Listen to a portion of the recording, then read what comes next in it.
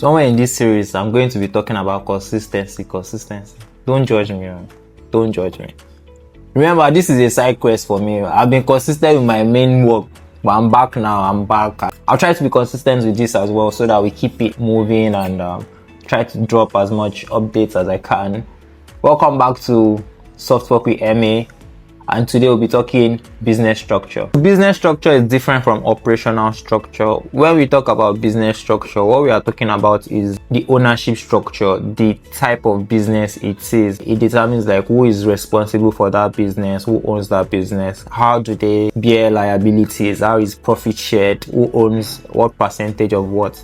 Basically, there are like 4 different common types of structures. We have the sole proprietorship, we have the partnerships, we have limited liability companies, and for non-profit organizations, we have the incorporated trustees. So that's for the NGO, the estate planning, and all this. There are other structures, but I don't want to go into like broader versions. But those 4 are the key business structures we have. Sole proprietorship, like the name already says, sole, one person. That is a business owned and operated by one person. That means the ownership and liabilities all falls on that one person. It's a normal one-man business, like we all call it. This is better suited for like smaller scale business, like your kiosk, your akara sellers, your kuli sellers. Those are the type of structures they operate under. For partnership, partner. So that means more than one person. There's somebody and there's somebody else. They are all like working together on a business. So in Nigeria, you have the option of choosing between 2 to 20 partners. They come together, decide their structure, who owns what percentage. Some of them might have the same level of investment, but everybody might not be active. Some might be working in the business while others are just like financial partners, meaning they drop money. Basically, partnership is just like a group of people coming together to put money together to do business. The thing about partnership, it is still seen as individuals. They don't have a separate entity. When we get to companies, I'll talk about the meaning of a separate entity. Limited liability companies. This is where the entity concept come into place. And what does entity concepts mean? This is where you tend to separate the company from the owner, and it is called limited liability, meaning the owner has a limited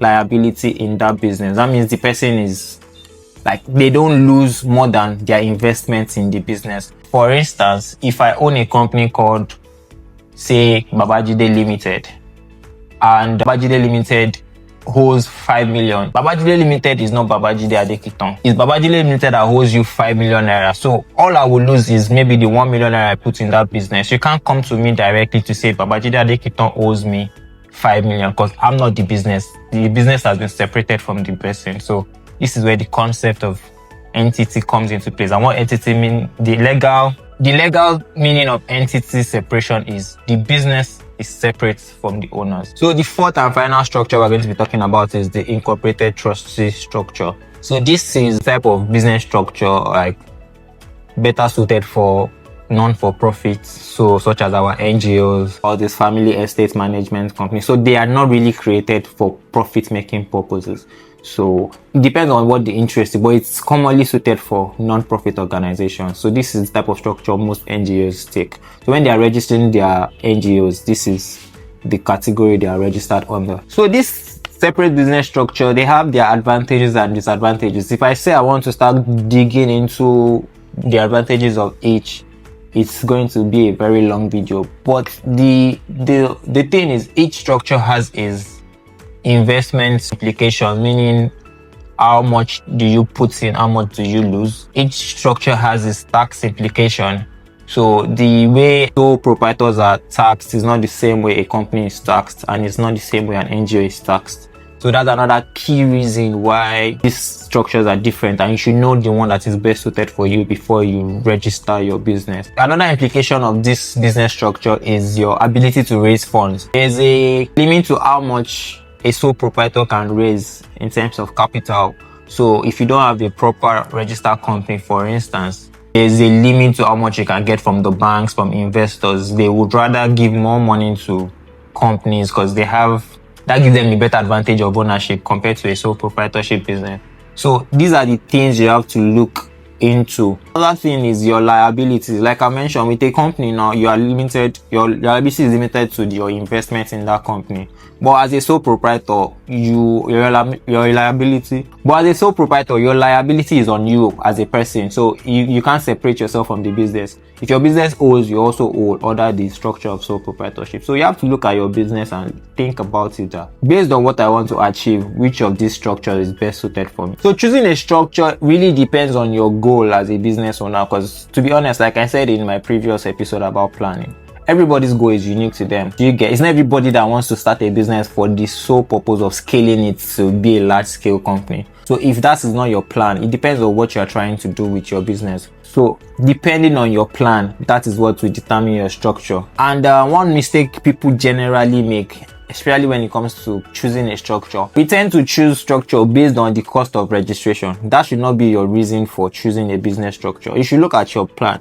If your plan is to own a company, for example, okay, let me use this example of a photographer. There's a difference between a photographer and a photography company. It can start with one person who is a photographer, but if your vision is to own a photography company, then the kind of structure you will choose is different from the kind of structure someone who is just a photographer will choose.